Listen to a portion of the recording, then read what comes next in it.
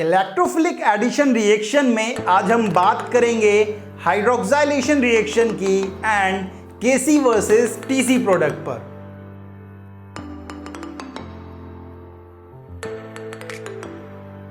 हाइड्रोक्साइलेशन reaction, ठीक है। Hydroxylation reaction हमारे पास ER की लास्ट रिएक्शन होती है भाई ये, ठीक है।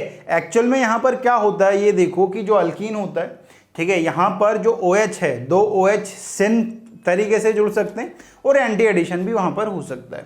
सिन एडिशन भी हो सकता है और एंटी एडिशन भी हो सकता है। सिन एडिशन जब होगा तब हमारे पास रिएजेंट बेयर्स रिएजेंट होगा या osmium oxide in presence of H3O positive होना चाहिए।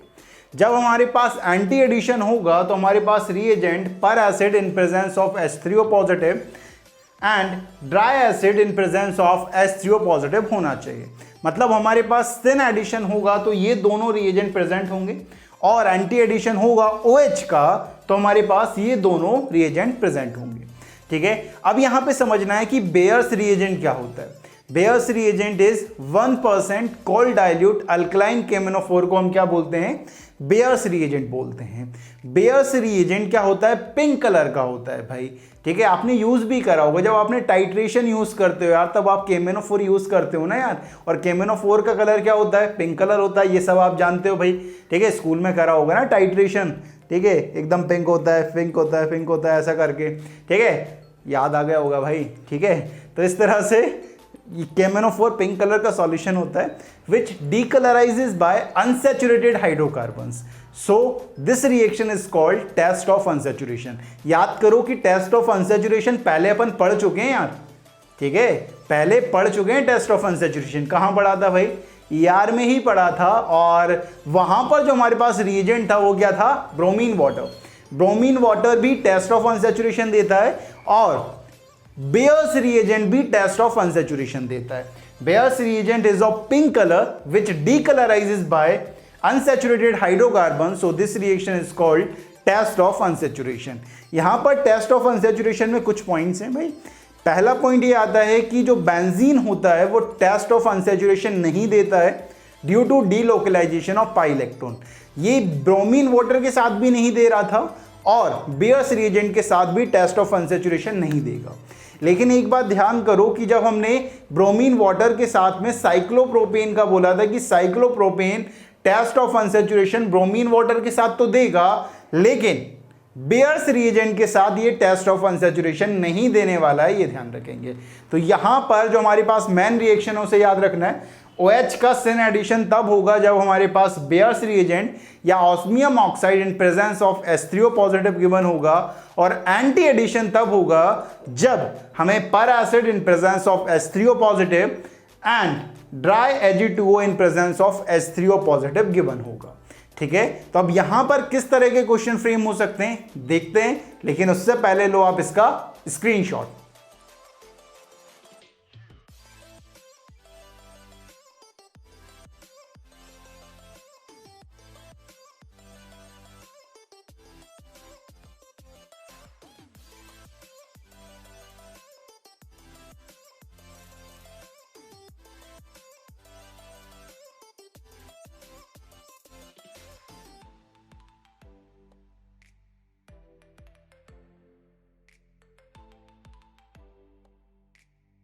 तो ले लिया है भाई आपने इसका स्क्रीनशॉट। तो चलिए देखते हैं क्वेश्चंस। हाइड्रोक्साइलेशन रिएक्शन में किस तरह के क्वेश्चन फ्रेम हो सकते हैं देखते हैं भाई। सबसे पहला क्वेश्चन हमारे पास कुछ इस तरह से आता है। यहां पर हमें एक अल्कीन गिवन है, उसकी रिएक्शन आप एक पर एसिड के साथ रिएक्ट करवा रहे हो in presence of H3O positive.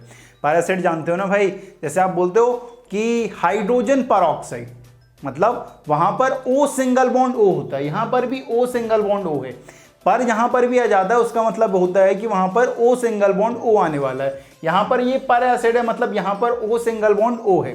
पर acid in presence of H3O positive, ये एंटी एडिशन होने वाला है OH का, तो कुछ इस तरह से होने वाला है। यहां पर ये जो बॉन्ड है वो ब्रेक होगा, पॉजिटिव और नेगेटिव जो इलेक्ट्रॉन है वो यहां पर ट्रांसफर होंगे इस कार्बन पर, कुछ इस तरह से कि यहां पर ट्रांसफर हुए, यहां नेगेटिव और यहां पॉजिटिव। तो यहां पर हमारे पास एंटी एडिशन होने वाला है और प्रोडक्ट कुछ इस तरह से बनने वाला है। कुछ इस तरह से हमारे पास प्रोडक्ट फ्रेम हो जाएगा। अब यहाँ पर देखो नेक्स्ट हमारे पास एक अल्कीन गिवन है, उसकी रिएक्शन आप dry Ag2O in presence of H3O positive करा रहे हो, मतलब ये हाइड्रोक्साइलेशन रिएक्शन है। और यहाँ पर क्या होने वाला है, एंटी एडिशन होने वाला है OH का, तो कुछ इस तरह से प्रोडक्ट बनने वाला है हमारे पास। तो हमारे पास प्रोडक्ट कुछ इस तरह से बन जाएगा।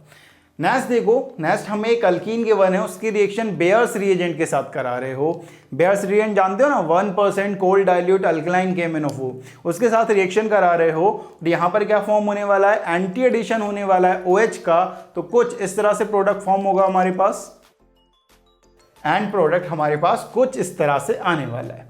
अब यहाँ पर देखो लास्ट क्वेश्चन हमारे पास है, एक अल्कीन गिवन है, ये देखो, ठीक है, एक क्या है भाई, अल्कीन गिवन है, ठीक है, अल्कीन गिवन है, उसकी रिएक्शन हमें OSO4 H3O पॉजिटिव के साथ करानी है, ठीक है। तो यहाँ पर OSO4 H3O पॉजिटिव मतलब यहाँ पर एंटी एडिशन होने वाला है OH का, तो कुछ इस तरह से हमारे पास एंड प्रोडक्ट फॉर्म होगा, ठीक है। तो हमारे पास एंड प्रोडक्ट कुछ इस तरह से हो जाएगा।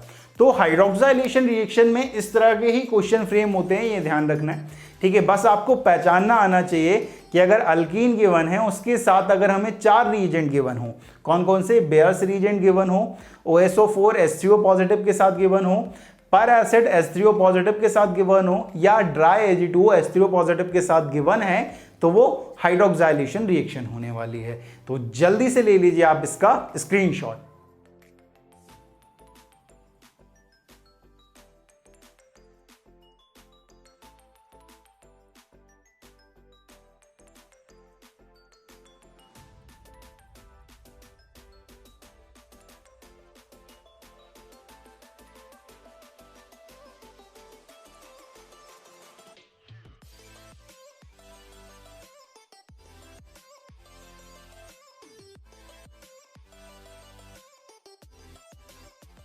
तो ले लिया है भाई आपने इसका स्क्रीनशॉट। तो चलिए डिस्कस करते हैं केसी वर्सेस टीसी प्रोडक्ट। नेक्स्ट जो हमारे पास टॉपिक है वो है हमारे पास केसी वर्सेस टीसी रिएक्शन।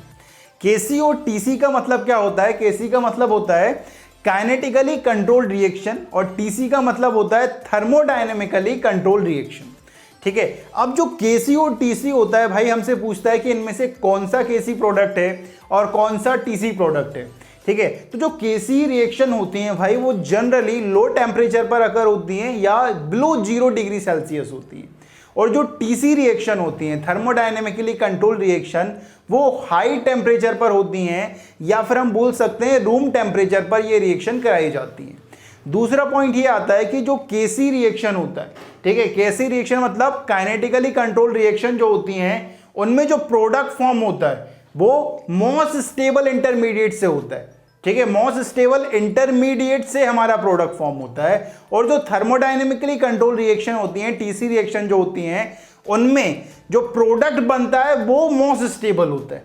ये एक बात ध्यान रखना, ये दोनों बातें अलग अलग हैं कि यहाँ पर जो प्रोडक्ट फॉर्म होगा वो मोस्ट स्टेबल इंटरमीडिएट से फॉर्म होगा, और यहाँ पर जो प्रोडक्ट फॉर्म होगा वो सबसे ज़्यादा स्टेबल होगा, ठीक है। तो ये दोनों अलग अलग बातें हैं भाई, ठीक है, इन्हें ध्यान रखना है। अब यहाँ पर एग्जाम्पल के थ्रू समझने की कोशिश करते हैं। जैसे कि यहाँ पर हमें एक अल्कीन गिवन है, ठीक है। अब यहाँ पर हमें HCl का सिर्फ एक इक्विवेलेंट गिवन है और रिएक्शन हम अलग अलग टेम्परेचर पर करवा रहे हैं, एक +40 डिग्री सेल्सियस पर और दूसरा -80 डिग्री सेल्सियस पर। मतलब 40 डिग्री सेल्सियस पर अगर ये रिएक्शन होगी तो ये रिएक्शन थर्मोडायनेमिकली कंट्रोल रिएक्शन होगी, और -80 डिग्री सेल्सियस पर अगर ये रिएक्शन होगी तो ये काइनेटिकली कंट्रोल रिएक्शन होगी। यहां पर देखो ये अल्कीन लिया, होने क्या वाला है कि यहां पर सिमेट्रिकल अल्कीन है भाई, इसे काटूंगा तो एक पार्ट दूसरा पार्ट एक सिमिलर होगा ना भाई, इक्वल पार्ट में डिवाइड हो जाएगा ये। अब ये यहां पर देखो ये पाई इलेक्ट्रॉन यहां पर मैं शिफ्ट कर रहा हूं, यहां नेगेटिव और यहां पॉजिटिव, ठीक है। अब यहां पर नेगेटिव पर कौन अटैक कर सकता है, नेगेटिव पर हमारा H पॉजिटिव अटैक कर सकता है एक तो, ठीक है। तो यहां पर ये बन जाएगा, ठीक है, यहां पर ये हमारा एक इंटरमीडिएट फॉर्म हो जाएगा, ठीक है। अब यहां पर इसका इक्विवेलेंट स्ट्रक्चर तो ये है ना, अगर मैं यहां पर अगर इसका इक्विवेलेंट स्ट्रक्चर बनाऊंगा तो ये दोनों एक दूसरे के रेजोनेटिंग स्ट्रक्चर्स है ना, ये पाई बॉन्ड यहां पर आएगा तो इस पर पॉजिटिव आ जाएगा भाई, ठीक है, तो ये दोनों एक दूसरे के इक्विवेलेंट स्ट्रक्चर हैं। अब इन दोनों स्ट्रक्चर में से अगर मैं यहां पर दूसरे स्टेप में Cl- को अटैक करवाऊंगा तो Cl- अटैक करेगा पॉजिटिव पर, प्रोडक्ट ये, Cl- अटैक करेगा पॉजिटिव पर, प्रोडक्ट ये। अब यहां पर समझना कि यहां पर Kc प्रोडक्ट कौन सा होगा और Tc प्रोडक्ट कौन सा होगा। Kc product most stable intermediate से बना है। इन दोनों इंटरमीडिएट में कौन सा ज्यादा स्टेबल है? ये वाला ज्यादा स्टेबल लग रहा है भाई, ये CH3 का प्लस आई लग रहा है यहां पर, ठीक है। तो यहां पर ये मोस्ट स्टेबल है, मतलब ये जो प्रोडक्ट बना है वो कौन सा बना है भाई? Kc बना है। और ये अगर बात करें यहां पर जो प्रोडक्ट फॉर्म हुआ है वो ज्यादा स्टेबल बना है, क्योंकि यहां पर देखो ये अल्कीन फॉर्म हो रहा है, यहां पर भी अल्कीन फॉर्म हो रहा है। और अल्कीन की स्टेबिलिटी जब हम कंपेयर करते हैं वो अल्फा हाइड्रोजन से कर सकते हैं। तो यहां पर देखेंगे तो यहां पर हमारे पास टोटल अल्फा हाइड्रोजन कितने आ रहे हैं? अल्फा हाइड्रोजन हमारे टोटल यहां पर 5 आ रहे हैं। और यहां पर चेक करेंगे तो अल्फा हाइड्रोजन कितने आ रहे हैं? अल्फा हाइड्रोजन सिर्फ मेरे पास 1 आ रहा है। मतलब इन दोनों अल्कीन में से अगर स्टेबिलिटी कंपेयर करेंगे तो ये वाली अल्कीन ज्यादा स्टेबल है। अगर ज्यादा स्टेबल है तो ये जो प्रोडक्ट होने वाला है वो कौन सा होने वाला है भाई? थर्मोडायनेमिकली कंट्रोल रिएक्शन वाला प्रोडक्ट होने वाला है, क्योंकि टीसी प्रोडक्ट हमारा मोस्ट स्टेबल प्रोडक्ट होता है। क्योंकि इन दोनों में से कौन सा ज्यादा स्टेबल हो गया? ये ज्यादा स्टेबल हो गया, तो ये मेरा क्या हो जाएगा? टीसी प्रोडक्ट हो जाएगा। तो अपन केसी और टीसी अपन इस तरह से निकाल सकते हैं। केसी में हमेशा ध्यान रखना है कि जो प्रोडक्ट बनेगा वो मोस्ट स्टेबल इंटरमीडिएट से बनने वाला है, और टीसी में ये ध्यान रखना है कि यहां पर जो प्रोडक्ट बनेगा वो सबसे ज्यादा स्टेबल होगा, ठीक है। तो ये होता है केसी एंड टीसी, राइट। तो जल्दी से ले लो आप इसका स्क्रीनशॉट।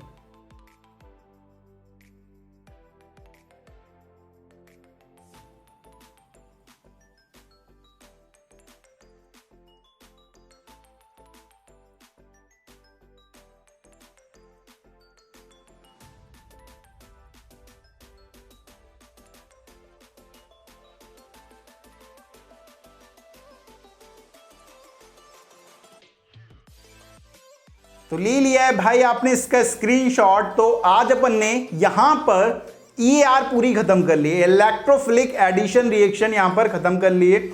मैं आपको फिर बता देता हूं कि अपन जो GOC सेकंड पढ़ रहे हैं वो चैप्टर वाइज नहीं पढ़ रहे हैं, रिएक्शन वाइज पढ़ रहे हैं। और टोटल हमें 4 टाइप की रिएक्शन डिस्कस करना है: addition, substitution, elimination and oxidation reduction reaction.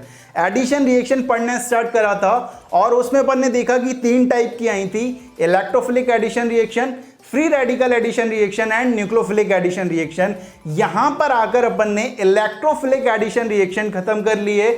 इसके नेक्स्ट वीडियो में अपन फ्री रेडिकल एडिशन रिएक्शन पर बात करेंगे। तो इस वीडियो में बाबा जी की तरफ से इतना ही। जय हो।